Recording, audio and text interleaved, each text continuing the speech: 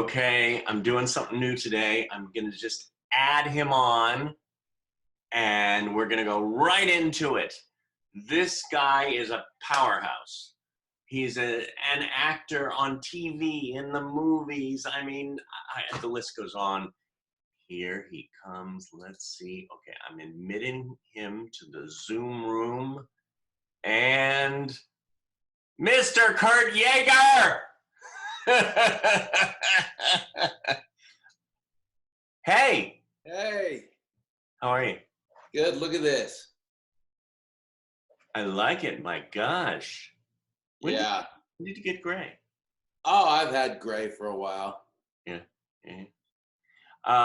Hey, I'm trying something new today. Usually I like wait and check in. Should we just go right into it? Go right into it. See, I knew you have that kind of energy, so I thought you won't mind. No, not at all. I don't need prep. See, that's the kind of guy you are. One of the words that I was describing you as is a powerhouse. I mean, when do you have time to breathe? What's breathing? Oh my God. I don't. I mean, it's bad sometimes. I think it's a little bit of a workaholic, but I enjoy my work. So I'm not, it's effort and it's taxing. And I know a lot of other people, even my friends get on me. They say, oh, how come you're not taking a vacation? You got to do more things that are fun. And I'm like, I mean, I do enjoy what I do, but I don't do a lot of fun things. Like, do you want to go hang at the beach and do nothing? I'm like, and what are we going to do at the beach? Lay there and relax. And I'm like, but I don't understand. So that's funny. I'm always like looking to go and do something. Yeah. It's definitely been difficult in some situations, especially dating. Okay. Because it's like, hey, hon, do you want to go on a walk? And I'm like, to where? Well, around the block. For what? Just to stretch our legs. I'm like, legs pretty stretched. It's so bad. Because I'm like always wanting to work and do more and do more. Yeah. Well, what about I know you love motorcycles. Is that fun for you, or is that? It's fun. I mean, I love motorcycles. Don't get me wrong. I definitely ride often. I have a lot of friends who ride motorcycles, and I have like different groups of people that I ride with. But it's hard for me to. It's like I'm on a mission. Do you know what I mean? Like I'm singularly focused on getting X, Y, and Z. Now, or even a better description is I'm trying to get RST. That's where I'm at in my mind of the alphabet. Like, I'm not at the beginning, and I'm definitely not at the end. Yeah. The end is like, if we're doing like a graduated scale, the end is like, you have 3 TV shows on the air, you're doing this, you sold that, you're working this, you have your house, you have, you know what I mean? Like, you get kids, you get the whole 9. Like, that's like X, Y, Z. I feel like I'm, without getting RST, like, done, that the X, Y, Z won't happen. I'm just taking you in, and your energy is like, shh, and I'm like loving it. I love this stuff. I have to introduce you. Do you know Chris Van Etten? The name sounds familiar. Yeah. Because he was on like a couple weeks ago. He's talk about. He was what is it in Afghanistan, and he's now on General Hospital, and he's amazing. But he was talking about his love for motorcycles, and I went, oh my God, you and Kurt need to get together. And you also, I could see you guys like doing projects together. Yeah. A project together. So Anybody that rides, obviously. What? I say anybody that rides motorcycles, I'm down to hang out with. That's I thought, I think these two would, He's the single amputee or double? He's double leg. Double amputee. That's right. Yeah. Yeah. No. We met. I don't know when we met. I remember that time, was it 12, 15 years ago when we were sitting at the Aroma Cafe? Was that? Yeah, I think it was. Aroma Cafe. I think so. But, I mean, we met, was it in a group that was there? And there's like 4 or 5 people? Or did we meet up like individually? Because how did we get connected? Well, I think it was before that. We didn't just meet there. But I just remember, and why I'm saying 12, 15 years, it's like, boom. And in those 12 and 15 years, that's why I started out, Do You Ever Breathe? Because you're constantly working, or at least it seems like that. I saw your clip from NCIS New Orleans. In fact, yesterday I talked to Teal Shear. Oh, nice. I love Teal. Oh, that was a great episode. Yeah, that was fun. It was fun to film. Catherine, who wrote it, it's amazing. Mm-hmm. She really pushed hard and wrote a really good narrative that rings true from multiple perspectives. The showrunner at the time, Chris, he just pushed it through and made it happen. And then, did you get to see who directed it? LeVar Burton? Yeah. I got to work with LeVar. And what I like to say about him is, man, he is efficient. He's not playing games, but he's very nice. But it's like captain of the ship, not passive captain. I love all my guys. We're gonna do this. I respect you, but we're gonna do and I love that energy. I like to call myself a director's actor. Tell me what you want. That's what I'm going to do. I'm very nimble, you tell me, I still want to put out what I want to do. Right. But I don't feel like,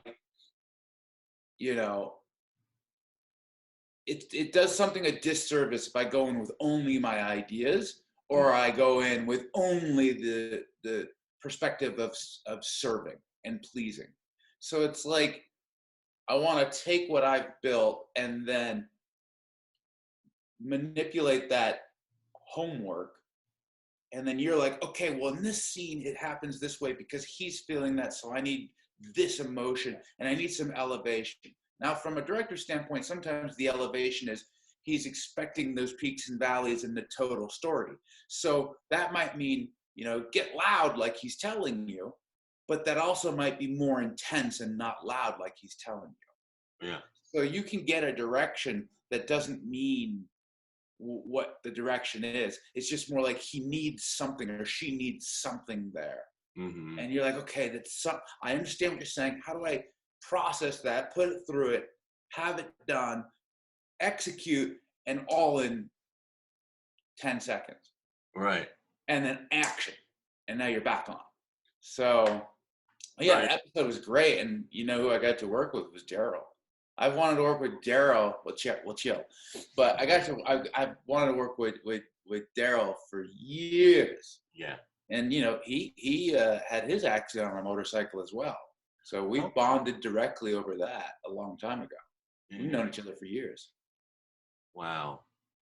I remember meeting LeVar once. He came to Corey Allen's memorial, and he was so loving, so gracious, and he greeted so many people. But when he got on that stage, he talked about the breath and how we need to breathe.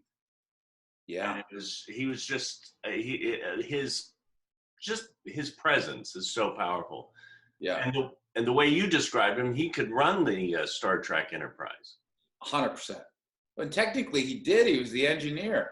The captain said, "Can we do this, Geordi?" And Geordi made it happen. So the captain was kind of like, the big thinker. Right. Geordi was the guy who made it happen. That's true. So, Uh, and he showed me a photo of his wedding where all of the bride's grooms and maids and all that were all the people from Star Trek. my God. Which is the coolest photo I've ever seen in my life. Because, I mean, come on. That is so cool. Yeah. This business is very, fun, cool. It can be. It can be amazing, and there's so many highs, but, I don't want other people who might see this to be like, oh, they're living it up. It's the best. It's brutal, and it's hard, and everyone in this business hits lows, and far more often than other businesses. It's almost like this business is bipolar.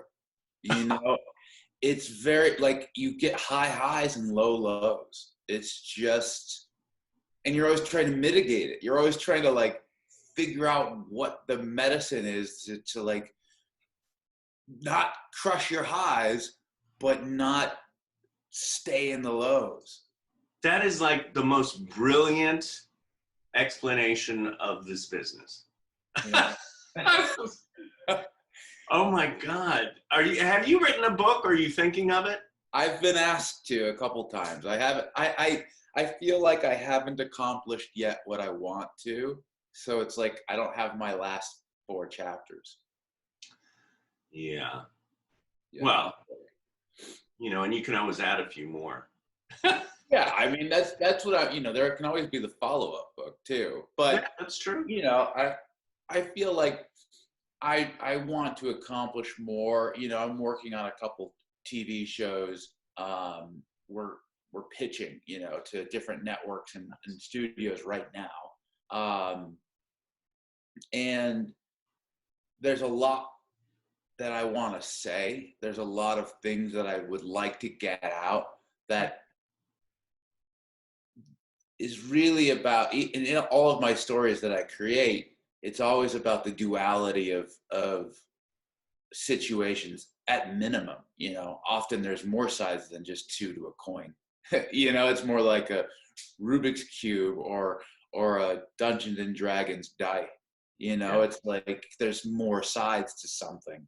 And I want to show that. I think social media is it's very easily us versus them, black and white, binary. And it's not, I mean, I know very nice people who are on the far left, and I know very nice people who are on the far right. I have 5,000 or so people on my personal Facebook page, and then 50,000 on my fan page. So I get to see everybody. I get to see the nastiness, and I get to see the good. But I don't know. I just feel like there's so much more depth. Like Breaking Bad, the show. Yeah. Showed the depth of a man struggling with near death and potentially leaving his family in ruins because he never had the gumption to take hold of his intelligence and make go with the patents and the projects and develop and push forward. And then when he decides to is the worst possible time in the most desperate, justified way. Yeah. But he still loved his wife. He still loved his son. He still liked Jesse and then the father figure, but not. And then manipulate. It's just, there's so much. Levels. Yeah. Levels. I love shows, music, all that with levels. People. Mm-hmm. And talk about, you've been how long have you been in the business? What, 20 years? Maybe? No, you think 20. No, 10, 11. And you have been on reoccurring on at least 3, if not 4 or 5 shows. NCIS Los Angeles. Yeah. Sons of Anarchy. Yeah. Glory. Yeah. Tell Me a Story. Yeah. The Village. The Village. I just shot LA's Finest, recurring. And I'm recurring on a new show that we think is coming back for Netflix.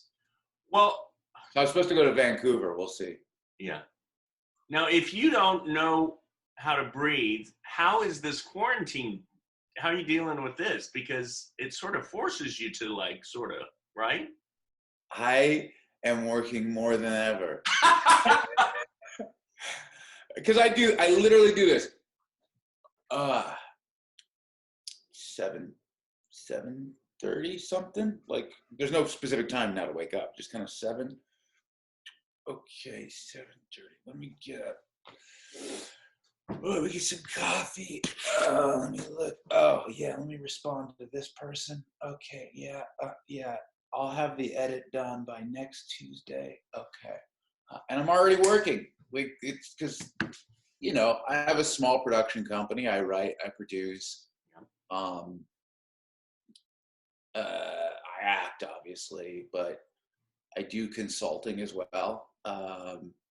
So on the side, like, well, I mean, I don't know if you know, like when I had my motorcycle accident, I was getting my master's in hydrogeology. So I was doing groundwater science. I was doing a hard science.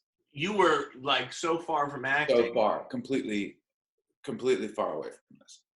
And yeah, so 13 years ago, motorcycle accident, spent, 3.5 months in the hospital.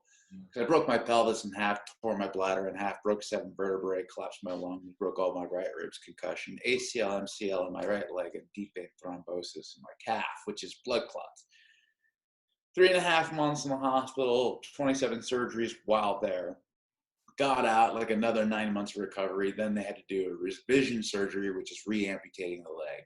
So then that knocked me down again. Then I finally got moving. So it's like 1.5 years. And got into the business and just never kind of looked back. But that's amazing.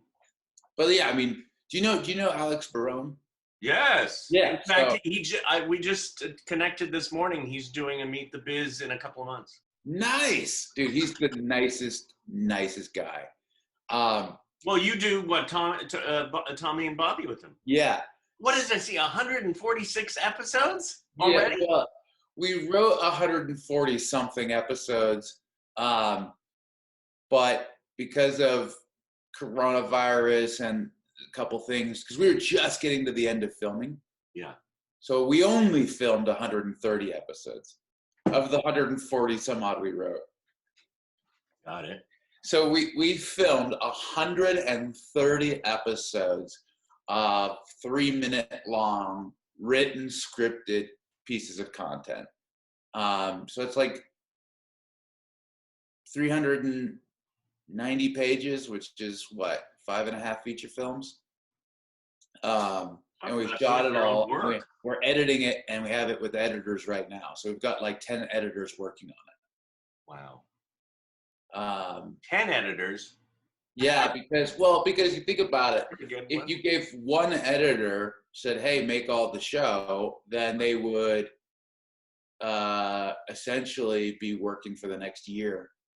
It's true. You can't do it. So it just pieced it up into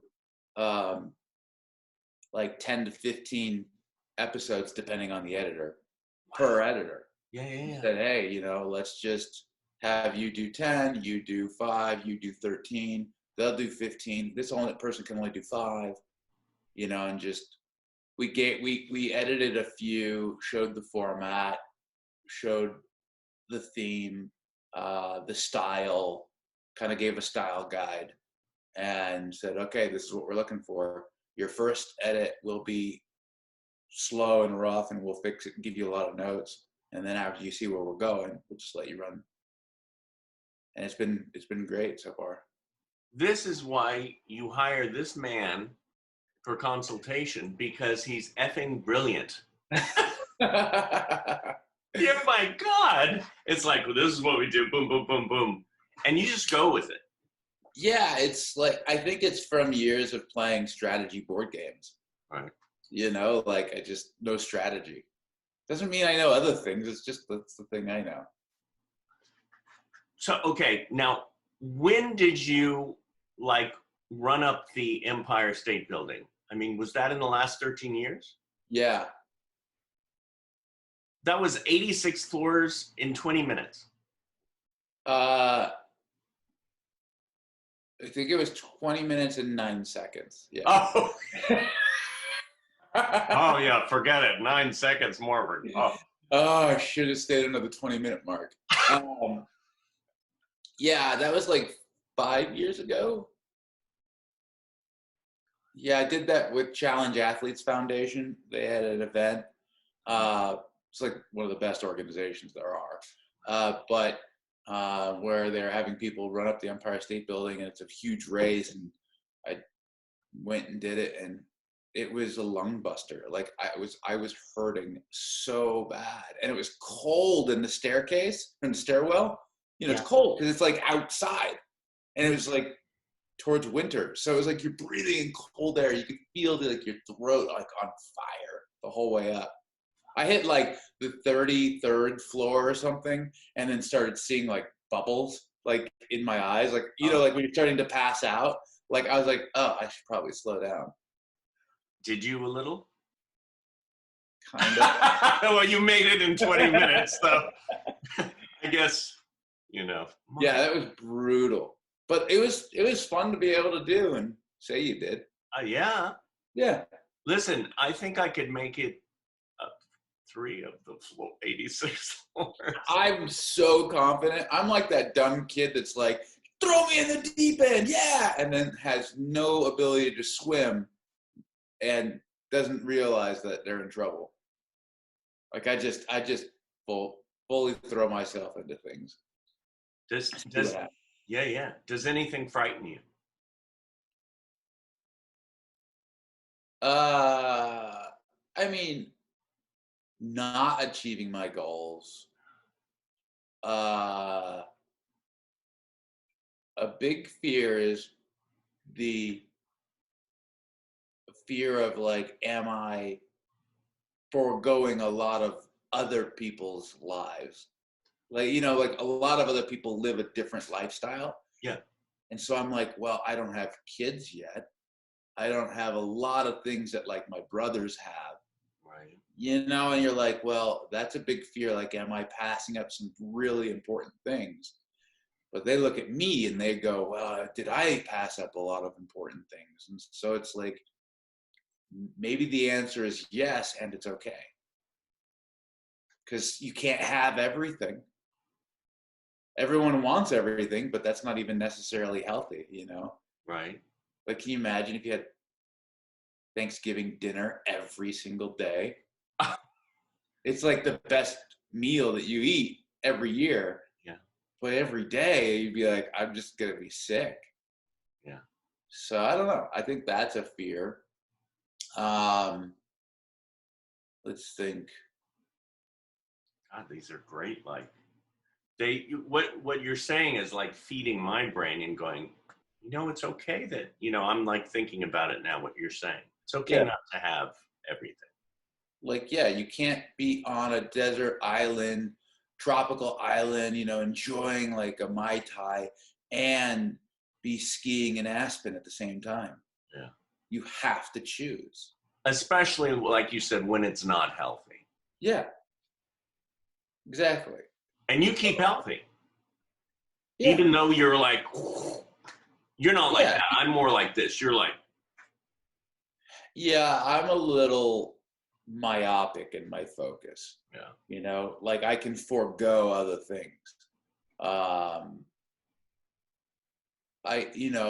think most people who are in the business at the upper levels forego a lot of things, and that's why they're there, but it's detrimental as well. Right. How many super celebrities do you know that aren't married? It's too much. You can't be going this much. Or how many divorces there are. Right. It's because it's the same thing like military guys. When you're deployed for 2-3 tours, you haven't seen your family for, years. Like, it happens. It turns into a divorce. It's a brutal demand. Yeah. It's like,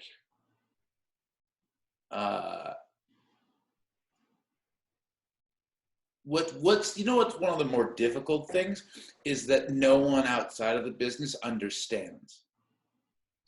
They don't understand scheduling. Like, hey, David, let's say we're dating. David, when are you going to film?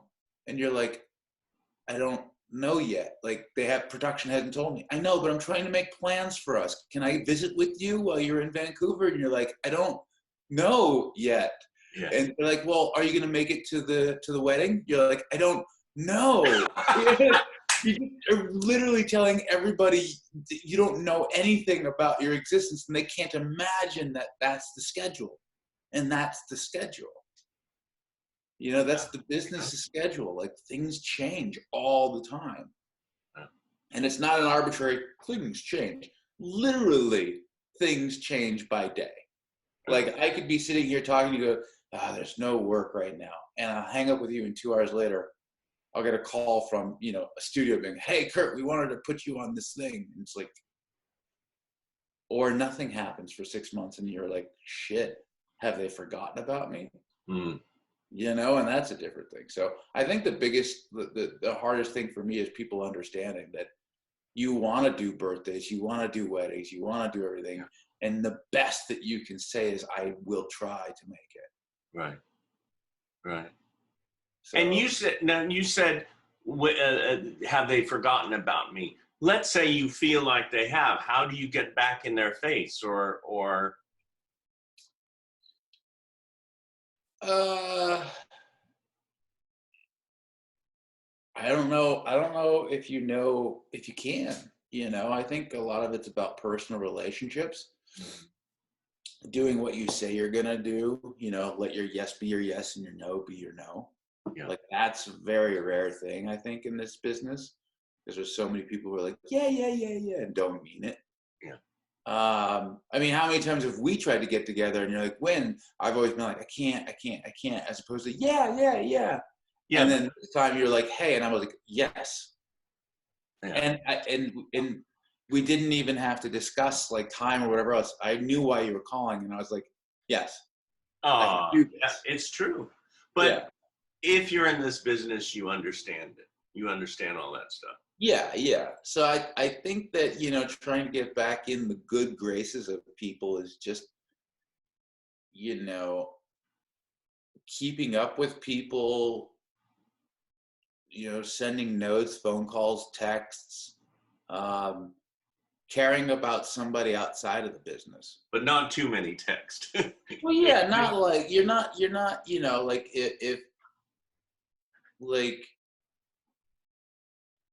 if I called you for favors all the time, David, and then never asked you about anything about yourself. Yeah. Like, so the relationship is personal first. There's plenty of people I like in this business that can never help me. That will never be able to help me directly. They're just not, they're either down over here, or they're in accounting, which, you know what I mean? Literally, directly, they're not going to cast me, right? Like, it's accounting. But I like them as people, and so I'm like, cool, I want to hang out with them, and I have friends within the business. Yeah. Now, by proxy, that accountant might be in an event one time, and they may be talking about something, and they might bring my name up, and that's a way it happens. But the reason I'm spending time with the accountant is because I like that person. Right. So I think I have to start with that. I have to say, and I'm speaking for Performing Arts Studio West right now because I'm the one in the room. We thank you so much for all the love that you give, because you show up. John calls up and says, "Hey, can you come and do this or that?" And you're like, "Sure." When you're not shooting, when you're not filming, like you said, when you have that time. So thank you so much, because Performing Arts, I mean, they love you, and Meet the Biz loves you, and you know. Well, I love what you guys do. I mean, that's the whole thing is you and John are unsung heroes, because it's not flashy. It's not big dollars. You're not trying to establish yourself in some kind of manner to get huge swaths of movement in the industry. You're in the trenches. You're teaching daily. You're waking up and doing the job every day, and you're doing what you need to do, and you're spending time with the individuals with disabilities, trying to help them move forward on an individual basis. That's, to me, you know, the I don't know, it's from like a movie or TV perspective, it's inglorious, but truly it's where all the glory really is. Oh, well, it's my joy. Yeah. Talk about breathing. Being with this family keeps me breathing. Yeah. And yeah. I've said that before in different. When did you guys join forces? Huh? When did you guys join forces, you and John? Well, I had heard about Performing Arts Studio West for years, maybe even 15 years, and they've been around now. They're going on their 22nd anniversary. Yeah. And I'd say it was over 6 years ago now, maybe seven years ago, I said, I'm going to go check Performing Arts Studio West out. I had been doing Meet the Biz classes and my own classes at Media Access. And I walked into this space and I was like blown away. I mean, walking into that first room, the music room, and then the hallway with all the posters. And then you walk through another room and it's this big theater. And then the studio and the recording studio and the editing bay, and then a whole nother building with a dance. It's like, and I fell in love. And I said, if there's ever a job opening for a teacher, 3 months later, I got called. They said, you know what, we'd love to have you come in. And I started working there and I loved it. And I brought Meet the Biz, which brings all actors together as a part of the program there. Yeah. I think it's the facility is great. It's just, and the team that John's built over the years with everybody else, just great. What I really like about it is there's no pretension. Do you know what I mean? Like, they're doing the work, but they're also not like, I am doing the work. You know what I mean? Like, they're just like, I'm doing the work. Yeah. I mean, everybody working there. Lindsay and Diana and Joe and Alexander and Lestine and, you know, I'm Steve, and I'm trying to get everybody, Chardell, and, you know, everybody. So many people though. Oh yeah, it's a good group, and you know, we have our 2 meetings a week right now in Quarantinesville. And even that, you get on and you look forward to seeing everybody every morning, and then seeing the students and talking to everybody. Yeah. Right? We're talking weekly. And so it's a joy. It keeps, listen, if I didn't have it, I'd completely be, you know, going nuts right now. I can feel it's like a family. I have 2 more things to ask you. Actually, one of them, I don't even know if it's a question, but I came across this. I think it was on IMDb. I'm not sure, but it says your ethnic appearance, and you put down Martian. Yes. I love that. I went, yes, a fellow Martian. So on IMDb, if you go look at my profile, I decided, I was like, I'm just going to do some fun stuff because everyone's like so serious. And I'm like, it gives a shit. Like, come on. Like, so I put down Martian, but because I didn't want like there to be an ethnicity. Like, it doesn't matter. It shouldn't matter. It's culture, sure. But ethnicity, that's irrelevant. Yeah. You know what I mean? Like, it's wherever you were born and raised and how it was your culture. Fine. Yeah. So that's kind of what I want. And I think I'm like out on the left planet, right? You know what I mean? I'm out there. But then if you notice my weight is also. Oh, I didn't see the weight. I saw the age range. And so the weight is actually my weight on Mars. So it's the correct weight here. It's just my weight is there's like 68 pounds or whatever it is. Okay. which I is got to check out funny. IMDb. Then Yeah. it says like voice, and I think they want like tenor, whatever. I put kind of squeaky. Kind of squeaky. Oh my God, that's So good. I was like, let's just have some fun. I don't remember what else is on there. I can't do it. Yeah. But so many people did it it's like so much involved in like being accepted And getting it right, whatever yeah, right is. that's my point. What's right? I mean, I don't know how many times you've been filming on set where something went wrong and it was the best thing that could have happened. Exactly. Like, okay, here's a tip for actors. When you forget your line and you're like freaking out, right? You're inside, you're going, what's the line? But then you say your line, okay? To you were like, fuck, that was a horrible take. I'm a horrible person. That's the worst ever. Right? Yeah. You're like, dang it, let me do it again better. What it looked like to camera was that your character was thinking. It's brilliant. Just let it happen. Yeah. Like if you have a line like, hey, Susie, what are you doing? Right? Hey, Susie, what are you doing? Oh, that looked interesting. It was just you thinking. Yeah. But since you're a character, your character's thinking. So it's okay. So let it happen. Yeah. Yeah, so that's why I don't memorize lines anymore. Oh my God, I love it. You just you think it through. Yeah, I just go, line, and they tell me a line, and I go, blah, blah, blah. Line. Well, Brando. Yeah, I do. He wrote it all around. So he'd look up there and say the line, but he was feeling it and just like, He'd look at Michael and look at his line and I'd say, what are you doing? I don't want you in the family business. That's what he would do. He'd look down his line down there. And it was like, whoa. It looked like he was like, no, he just couldn't remember his lines anymore. God. Who is your dream actor to work with? Dead or alive? Both.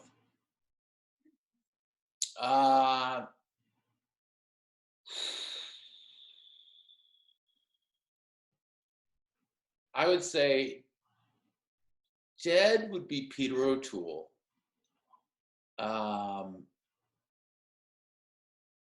Alive. And there's a lot of reasons why, like, what would you want to do? How would you want to see it? Would you want to just do the work or would you want to get to know the person? If I wanted to just do the work, Daniel Day-Lewis. Because I don't think he'd let you in. It doesn't mean he doesn't want you to. It's just not his process, right? And he's not as crazy as people say he is, in that way. Like, he's just doing his thing. Yeah. But, like, to be able to work against that would be like, I got to be on my A game, like, above it. Like, that would be cool. De Niro's like that. Huh? De Niro's very focused. Yeah, it's very interesting. But like, I think Daniel, he just morphs into it. It's like he's a different person. Yeah. And like his voice changed. Have you ever heard him speak naturally? Like, it doesn't even sound like you're like, who's this guy? Like, it's not Daniel Day. Like, like the Mohicans, or there's so many movies that he's done. My Left Foot, like, it just totally changes the way he is. I always thought that someone that is great, that is moderately underrated, is Ewan McGregor. Oh, because he's just a little bit of everything. You know what I mean? Like, it's like he, from like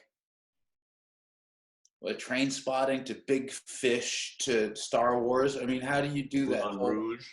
Yeah, Moulin Rouge. He sings. He's a singer. Yeah. That made me feel like it was acceptable for guys to sing. Like, you know what I mean? But you know what I mean? Like, like it's like country western singers, like Bradley Cooper in whatever it was, Star is Born. Oh, right. Like you could feel like it was a different style of singing. It was like a man's pain versus like an emotional pain. It came out emotionally, but it was still like strong pain. Yeah. You know? So like Ewan McGregor would be interesting to work with. I would want to work with Meryl Streep. Oh. I mean, can you imagine? Meryl. Like, I don't know. Well, next year, get a movie with all of them. I'm trying. No, you're doing, mister. Yeah. Let's do this. I'm gonna scatter these guys.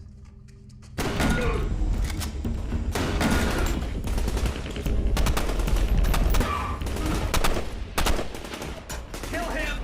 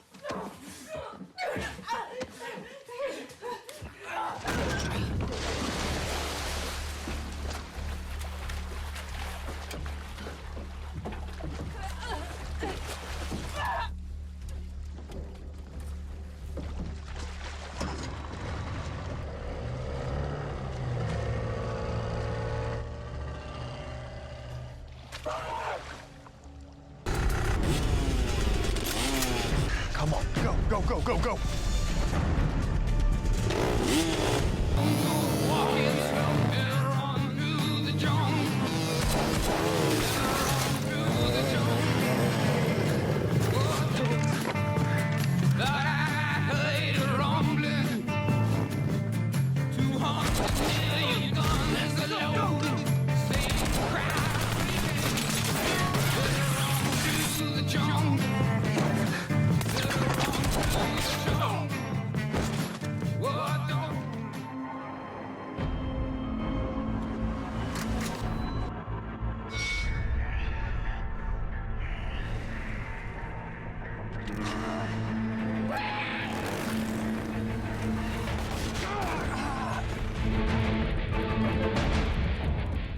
Heads up!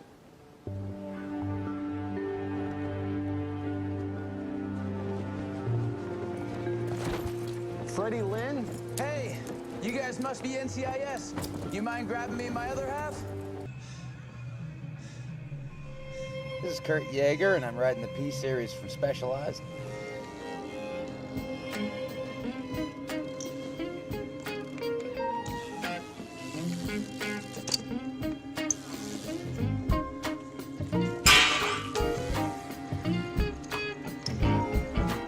Gotta buy myself a couple of drinks. Red wine. I got troubles on my Been running it for a month now or so. Red wine. Make me feel so fine.